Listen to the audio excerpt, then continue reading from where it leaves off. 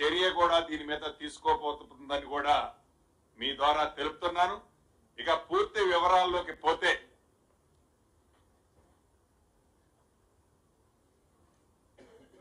తెలంగాణ రాష్ట్రంలో సుమారు 98 ప్రాంతాలలో గత ప్రభుత్వం సెప్టెంబర్ 20, 2023 నాడు 3 ప్యాకేజీలుగా 3,516 కోట్లతో టెండర్లు ఆనాటి ప్రభుత్వం పిలిచింది. అది 23 సెప్టెంబర్ 20వ తారీఖు నాడు. ఈ టెండర్లు నవంబర్ 30వ తేదీ 2023 నాడు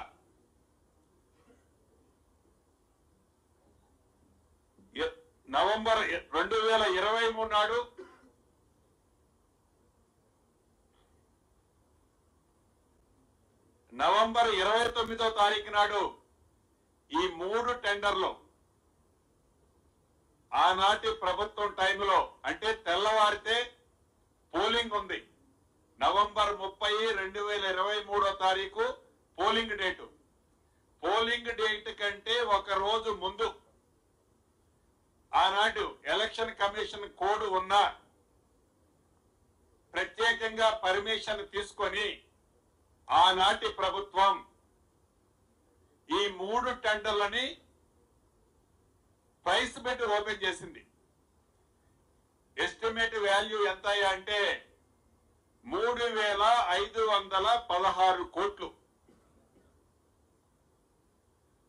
ప్రైస్ పెట్టి ఓపెన్ చేసి ఎవాల్యుయేషన్ చేసి యుద్ధ ప్రాతిపదిక మీదనే ఎవాల్యుయేషన్ చేసి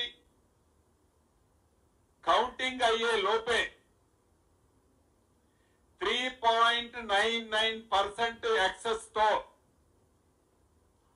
3.99 ఎక్సెస్ తో 3 కంపెనీలకి LOA అంటే యాక్సెప్టెన్స్ లెటరు 3 కంపెనీలకు ఇచ్చింది. ఆ 3 కంపెనీలు ఏవాయి అంటే ఒకటి PLR అండ్ JV. PLR అంటే ఆంధ్రప్రదేశ్ లో ఉన్న పెద్దిరెడ్డి రామచంద్రారెడ్డి గారికి సంబంధించిన కంపెనీ. PLR and JV. రెండవది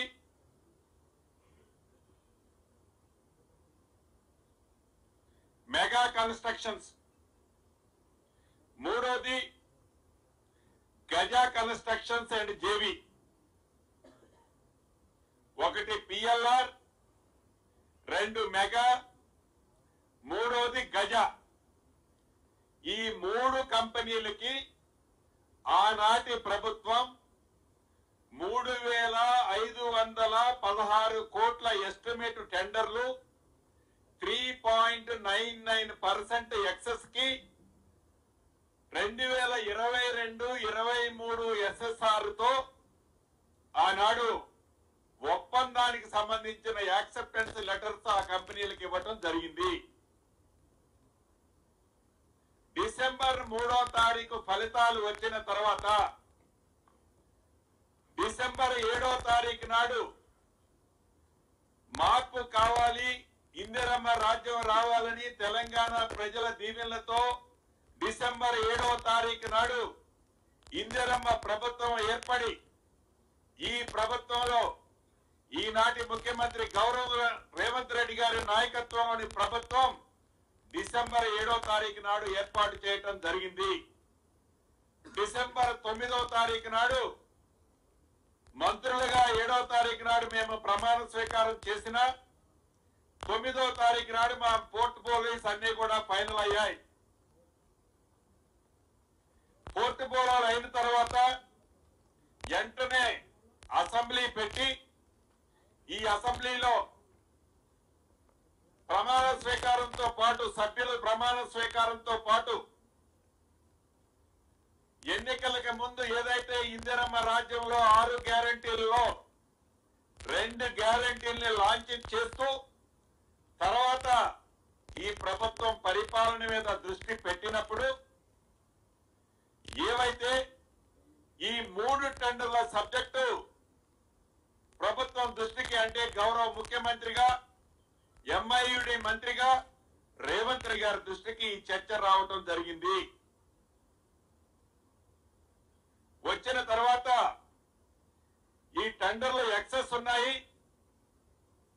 తప్పకుండా ఈ టెండర్లు అగ్రిమెంట్ చేసి ఉండకపోతే వెంటనే క్యాన్సిల్ చేసి రీకాల్ చేయమని గౌరవ ముఖ్యమంత్రిగా ఆ శాఖ మంత్రిగా గౌరవ రేవంత్ రెడ్డి గారు ఆదేశాలు అధికారులకు ఇవ్వటం జరిగింది.